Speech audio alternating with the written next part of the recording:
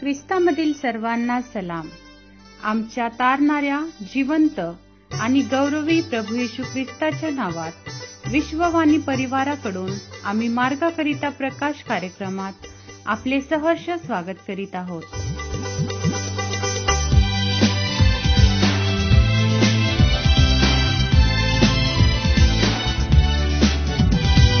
अंधकार छायेचा दिवस जवळ, प्रभू कृपेचा उपयोग करा. खुले दार बंद होण्याआधी जाईल कोण पुढे ओझाने. खुले दार बंद होण्याआधी जाईल कोण पुढे ओझाने. दिवस कठीण जवळ आले आता, वेळेचा सदुपयोग करा.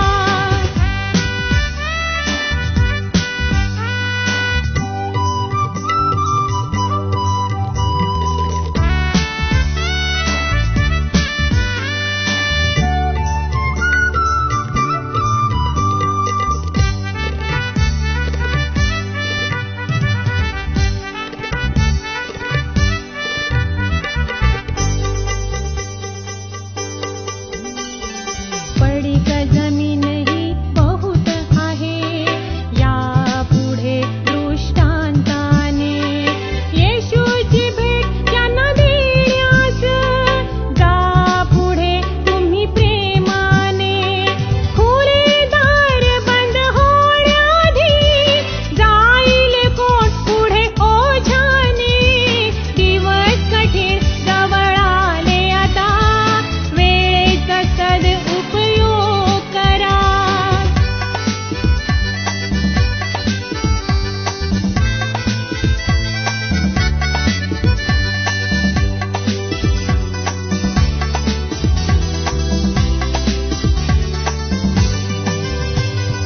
बहुत देशांनी या जगात थांबविला वचनांचा प्रचार. तुम्हा समोर आजच्या मन्नासाठी निवडलेला शास्त्रभाग दुसरे इतिहास 15वा अध्याय वचने 10 ते 15. दुसरे इतिहास 15वा अध्याय वचने 10 ते 15. आसाच्या कारकिर्दीच्या 15व्या वर्षाच्या 3ऱ्या महिन्यात ते येरुशलेमेत एकवट झाले. त्यांनी आणलेल्या लुटीतून 700 बैल व 7000 शेरडे मेंढरे त्या दिवशी परमेश्वरास अर्पिली. त्यांनी असा करार केला की आम्ही जीवे भावे आपल्या पूर्वजांचा देव परमेश्वर यास शरण जाऊ. लहान असो की थोर असो, स्त्री असो की पुरुष असो, जो कोणी इस्रायलांचा देव परमेश्वर यास शरण जाणार नाही त्याचा वध व्हावा. त्यांनी जयघोष करून आणि कर्णे व रणशिंगे वाजून उच्च स्वराने परमेश्वरासमक्ष शपथ वाहिली. सर्व यहुदी लोक भाग घेऊन हर्षभरीत झाले. त्यांनी मनपूर्वक शपथ वाहिली. ते मोठ्या उत्कंठेने त्यास शरण गेले आणि तो त्यास पावला. परमेश्वराने त्यास चोहोकडून स्वास्थ्य केले. देवबाप वाचलेले वचन आपणा सर्वांसाठी आशीर्वादित करो. ख्रिस्त येशूच्या पवित्र नावात सलाम. आपण दुसरे इतिहास याचा 15वा अध्याय आणि त्याची 10 ते 15 वचनं वाचलेली आहे. आणि या वचनांमध्ये यहुदाचा राजा आसा आहे, त्याच्या कारकिर्दी संबंधाने आणि त्याने केलेल्या ज्या सुधारणा आहे त्या सुधारणे संबंधाने या पवित्र वचनांमध्ये लिहिलेला आहे. विशेष करून आसा जो राजा आहे, तो राजा त्याचा पूर्वज म्हणजे दावीद राजा ज्याप्रमाणे परमेश्वराचं भय धरून जीवन जगला, त्याचप्रमाणे आसाने देखील परमेश्वराच्या भयामध्ये जीवन घालवलं. आणि म्हणून त्याने बऱ्याच सुधारणा यहुदामध्ये घडवून आणलेल्या आहे. आणि त्यापैकी या ठिकाणी आपण काही सुधारणा ज्या इस्रायल लोकांच्या जीवनामध्ये घडवून आणल्या, कारण त्यांनी परमेश्वराला अनभाग केली आणि परमेश्वराबरोबर काही करार केलेला आहे. आणि 12व्या वचनामध्ये वचन सांगतं की त्यांनी असा करार केला की आम्ही जीवे भावे आपल्या पूर्वजांचा देव परमेश्वर यास शरण जावं. माझ्या प्रियांनो, या ठिकाणी इस्रायल लोक जे आहे ते परमेश्वराबरोबर करार करत आहे किंवा राजाबरोबर करार करत आहे, कारण देवाने त्यांच्यावर पुष्कळ संकट आणलेली आहे. अनेक संकटांनी त्यांना त्रस्त केलेलं होतं. परंतु ज्यावेळेस देवाचा संदेष्टा आसा राजाकडे आला आणि अनेक सुधारणा या ठिकाणी घडवून आणलेल्या आहे. आणि या ठिकाणी लोकांनी परमेश्वराबरोबर करार केलेला आहे आणि ते म्हणतात की आमचा जो पूर्वजांचा देव आहे त्याला आम्ही जीवे भावे म्हणजे मनापासून शरण जाऊ.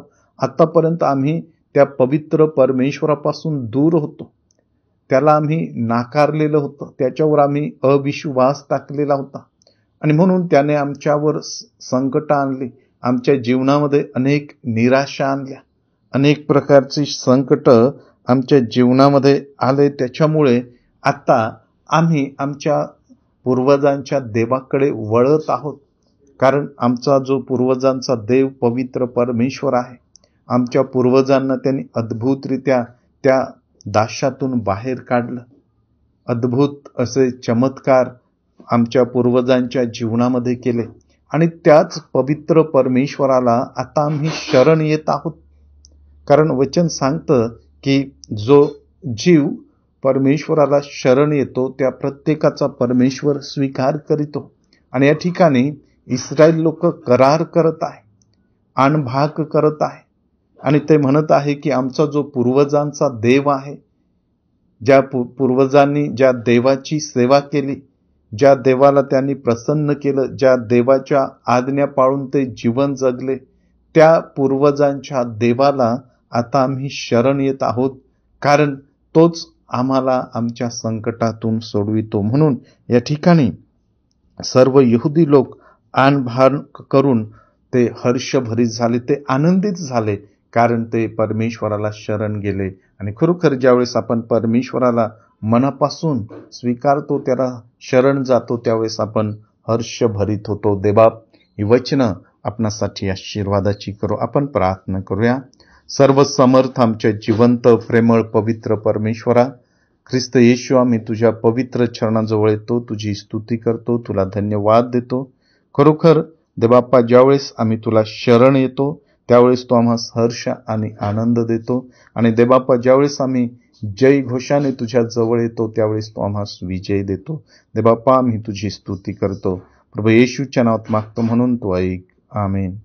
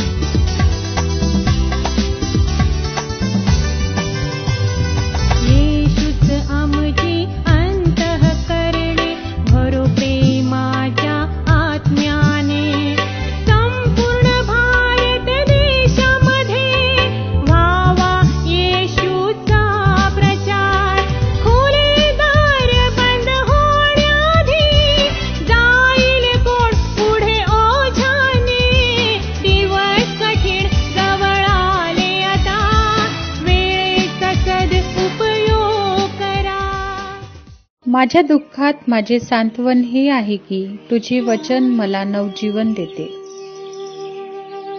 आमचा टोल फ्री नंबर 1-800-2700-333. आम्ही आपणासाठी या नंबरवर प्रार्थना करण्यास उपलब्ध आहोत. धन्यवाद.